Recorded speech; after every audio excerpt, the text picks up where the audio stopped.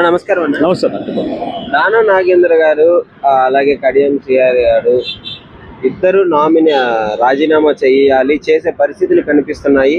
మళ్ళీ ఉప ఎన్నికలు వచ్చే ఛాన్స్ ఉందని అంటున్నారు. మీ అభిప్రాయం ఏంటి? చూడండి,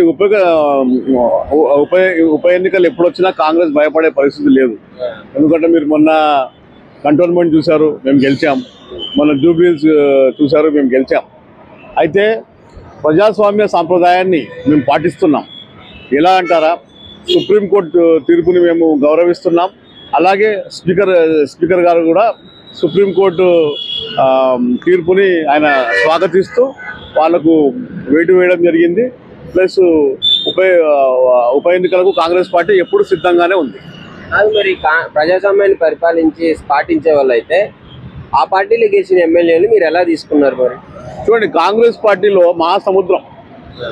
గతంలో మా కాంగ్రెస్ పార్టీ ఎమ్మెల్యేలు 18 మందిని కేసీఆర్ గారు మరి ప్రజాస్వామ్యం తెలిసి తీసుకున్నారా తెలియక తీసుకున్నారా నాకు తెలియదు. 18 ఎమ్మెల్యేలను తీసుకుంటే ఆ రోజు మేము ఎక్కడ ఫిర్యాదు చేయలేదు.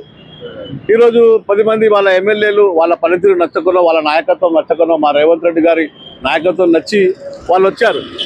వస్తే అధికారం పోయి రెండేళ్లు కాకముందే అధికార దాహంతో ఈ రకంగా అక్కసును కేటీఆర్ గారు వెళ్ళగక్కుతూ సుప్రీంకోర్టులో అది పిటిషన్ వేశారు.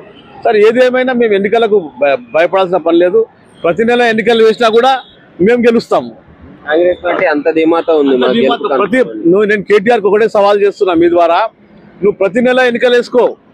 పంచాయతీ ఎన్నికలు వేసుకుంటావా, ప్రెసిడెంట్ ఎలక్షన్ వేసుకుంటావా, మరి నువ్వు మన ఉప ఎన్నికలు వేసుకుంటావా, నీ ఇష్టం. కానీ మేము ఏ ఎన్నికల్లో కూడా మేము గెలవడానికి సిద్ధం. ప్రజలు మీకు తరిమి కొట్టినా ఇంకా మీకు సిగ్గు రావట్లేదు. కేటీఆర్ గారు ఒక ఆవేశంతో తన పార్టీని నాశనం చేస్తూ ఈ రాష్ట్ర ప్రభుత్వాన్ని డిస్టర్బ్ చేస్తూ ఈ రాష్ట్రంలో జరుగుతున్న డెవలప్మెంట్ చూసి ఓర్వలేక ఈ రకంగా ఎన్నికలని అదని ఇదని ఒంటెత్తు పోగొడలతో పార్టీని భ్రష్టు పట్టిస్తున్నారని మొన్ననే వాళ్ళ నాయకులు చెప్పడం జరిగింది. సో అతని నాయకత్వాన్ని టీఆర్ఎస్ నాయకులు అంగీకరించని పరిస్థితి. ఈరోజు అతను ఏకాకి అయిన పరిస్థితి. అయితే నిజంగానే ఇప్పుడు దానా రాజీనామా చేస్తారు అని అనుకుంటున్నారా మీరు? చూడండి, మేము ప్రజాస్వామ్యాన్ని మా స్పీకర్ గారు గౌరవించి వేటు వేశారు.